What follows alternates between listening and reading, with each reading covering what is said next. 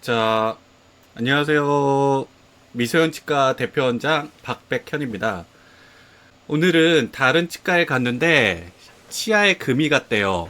씹을 때 그리고 씹을 때마다 찌릿하게 아파요 라는 통증으로 내원하셨던 환자분의 치료 사진을 같이 보면서 크랙이 있는 치아는 어떻게 치료를 하는지, 그리고 크랙 치아를 치료하는 방식에 있어서 우리가 예전부터 치료했던 그 전통적인 크라운 치료가 아닌 저희 치과에서 특별하게 시행하고 있는 세라믹 오버레이가 무엇인지 간단하게 살펴보도록 하겠습니다. 화면을 보시면 치아에 금이가 있는데요. 그냥 보시면 잘 모르시겠지만 여기 자세히 보시면 치아에 요렇게 미세하게 금이 가 있거든요. 물론 이 금 하방에도 금이 가 있을 수가 있어요. 때문에 특히 씹었다 뗄 때 찌릿한 통증이 느껴질 수 있는데요. 근데 왜 이렇게 치아에 금이 가냐 생각하실 수 있어요. 근데 뭐 여러 가지 원인이 있겠지만 치아의 교두간 폭보다 너무 큰 2분의 1이 넘어가는 인레이가 들어가게 되면 치아에 크랙이 발생할 수 있고요. 그게 통증의 원인이 될 수가 있습니다. 그 이야기는 나중에 그 주제만 가지고 다시 영상을 만들어서 이야기를 해 드릴게요. 그리고 크랙이 발생하는 또 다른 원인 중에 하나는 강한 힘입니다. 힘. 딱딱한 걸 좋아하시는 분들이 계세요. 간장게장, 오돌뼈, 혹은 심지어 제 환자분들 중에 얼음을 씹어 드시는 분도 계셨고요. 아니면 치킨뼈를 씹어 드신 분들도 있다고 그러죠. 그런 강한 힘이 치아에 가해지면 좋지 않습니다. 크랙을 발생시킬 수 있는 원인이 되고요. 아니면 밤에 이를 갈거나 이를 꽉 물고 주무신 분들도 계시는데, 그런 강한 힘이 낮에 가해지는 힘의 뭐 3배에서 5배까지 된다고 하거든요. 그런 힘이 누적이 되면 치아에 금이 생길 수가 있습니다. 예전부터 치과 의사들이 해왔던 전통적인 치과 치료 방법은 화면에 보듯이 인레이라는 치료 방법과 여기서 좀 더 충치가 심해지면 크라운이라는 치료 방법이었어요. 근데 이 사이에는 온레이라는 치료 방법과 오버레이라는 치료 방법이 있죠. 근데 이 치료 방법을 왜 건너뛰고 바로 크라운으로 갔을까요?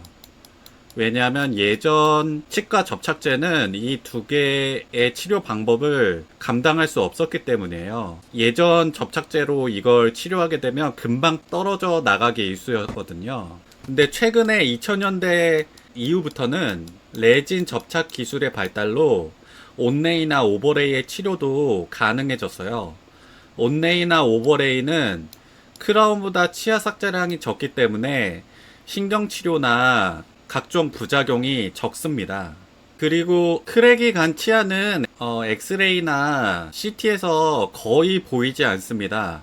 간혹 이 크랙이 크게 가 있다. 근데 엑스레이를 찍는 방향과 일치하면 보이는 경우도 간혹 있긴 합니다만, 이렇게 엑스레이나 CT에서 크랙이 발견된다?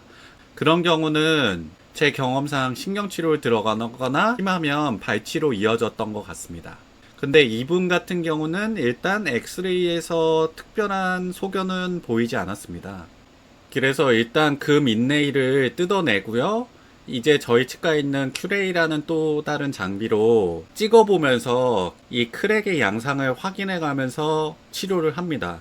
이분 같은 경우는 크랙이 이 안쪽까지, 노란색 안쪽까지 들어와 있었기 때문에 조금 더 크랙이 있는 부분을 제거하고 다시 큐레이로 확인을 하고, 그 다음에 상아지 즉시 밀폐라는 수식을 통해서 상아지를 밀폐하고 그 위를 레진으로 코팅을 해 주었습니다. 이런 상아지 즉시 밀폐라는 수식을 통해서 접착력을 극대화시킬 수 있는데요. 이걸 정밀하게 해주지 않으면 오버레이가 오래가지 못해요. 이 수식이 어떻게 보면 제일 중요하거든요. 그래서 저 같은 경우는 고배율 루페나 현미경을 이용해서 이 과정을 진행합니다. 그런 다음에 이제 본을 뜨거나 디지털 스캔을 통해서 기공물을 만들 정보를 기공소에 전달하게 됩니다. 그리고 한 일주일 정도 지나면 보철물이 도착을 합니다. 이 보철물은 비욘드 기공소의 류규상 소장님이 만든 거고요. 여기 기공료가 좀 많이 고가입니다. 고가이긴 하지만 되게 잘 만들어 오시거든요. 저희는 퀄리티를 되게 중요시하기 때문에 저가의 기공소에는 보철물을 맡기지가 않습니다. 그리고 환자분이 최종적으로 보철물 부착을 위해 다시 오셨습니다. 여기 있죠. 러버댐이라고 하는 이 파란색 막 같은 걸 다시 걸어줍니다. 오버레이는 침이나 물이 들어가지 않게 하는 방습이 되게 중요하거든요. 이런 걸 걸어주지 않고 접착을 하게 되면 이 치아 주변에서 침이나 물이 막 올라와요. 그리고 목구멍에는 우리 환자분들이 숨을 쉬고 있죠. 또 그 숨에는 습기가 가득 차 있어요. 그래서 그런 습도가 높은 숨이 들락날락거리는 상황에서는 또 접착력이 약화된다는 그런 논문도 있고요.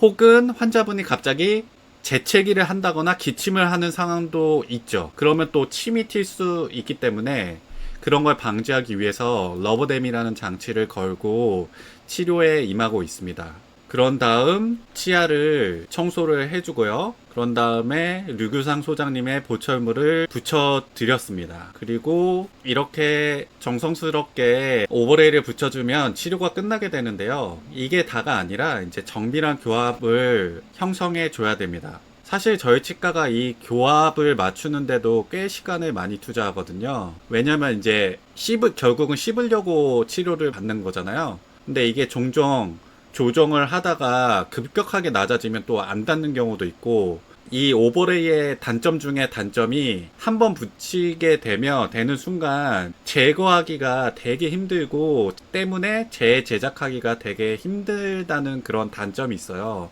그래서 교합 조정도 되게 신경 써서 시간을 투자해서 하고 있습니다. 이게 오버레이의 단점이에요. 크라운 같은 경우는 다시 그걸 수정하거나 그렇게 하면 되지만, 오버레이는 이게 낮아졌다 그럼 이걸 통째로 다 뜯어내야 되기 때문에 저도 그런 경험을 한 3번 정도 했는데 환자분도 힘들고 그런 단점 아닌 단점이 존재를 합니다.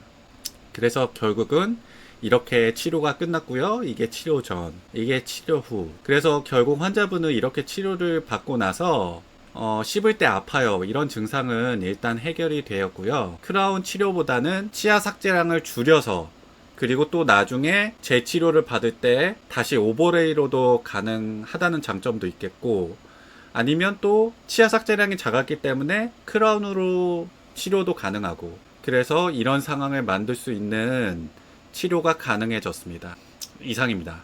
오늘은 첫 유튜브 촬영이라서 좀 버벅버벅 됐던 것 같아요. 앞으로 계속 좀 말을 매끈하게 하면서 한번 계속 올려보도록 하겠습니다.